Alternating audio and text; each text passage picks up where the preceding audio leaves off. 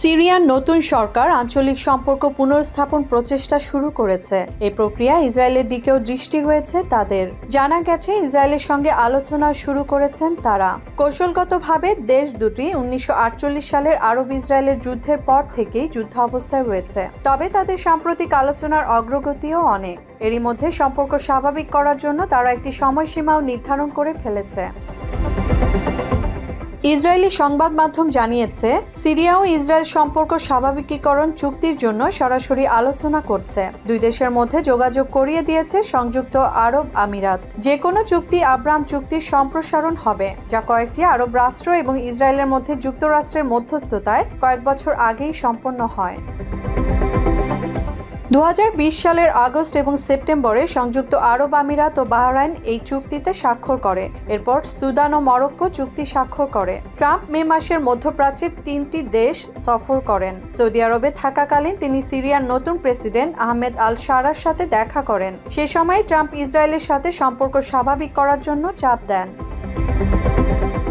Syria ও ইসরায়েলের মধ্যে গভীর বৈরিতা রয়েছে, যা 1967 সালের আরব ইসরায়েল যুদ্ধ এবং সিরিয়ার গোলান মালভূমি ইসরায়েলের দখলের পর তীব্র আকার ধারণ করে। ইসরায়েলের প্রতিরক্ষা মন্ত্রী গিদিয়ন স্যার জানান, সিরিয়ার সাথে যে কোনো চুক্তিতে তার দেশ গোলান মালভূমি দখলে রাখার উপর জোর দেবে। বিশ্লেষকদের মতে, সিরিয়া এ ব্যাপারে ছাড় দেবে না বলেই তারা মনে করেন। তবে আলোচনা চালিয়ে যাওয়ার ব্যাপারে আগ্রহী সিরিয়ানরা।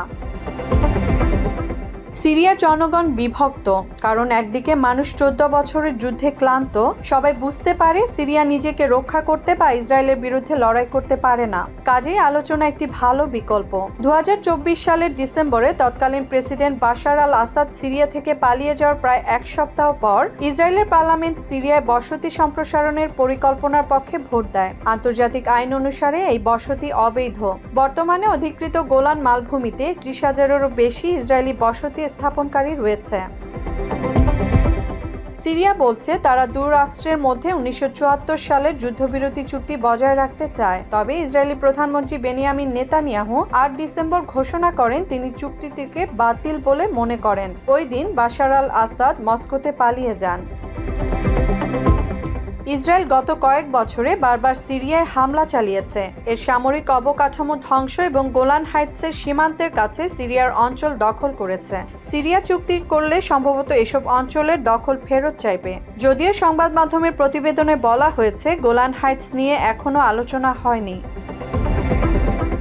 নেতানিয়াহু সিরিয়ার সাথে একটি সম্পূর্ণ শান্তি পরিকল্পনার কাঠামো সহ একটি নিরাপত্তা চুক্তি চান বলে জানা গেছে, যার সঙ্গে 1974 সালের চুক্তির সাদৃশ্য থাকবে।